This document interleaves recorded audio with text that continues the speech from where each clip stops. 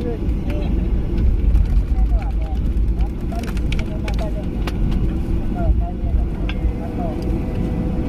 様、ただいま東京国際空港に着陸しました。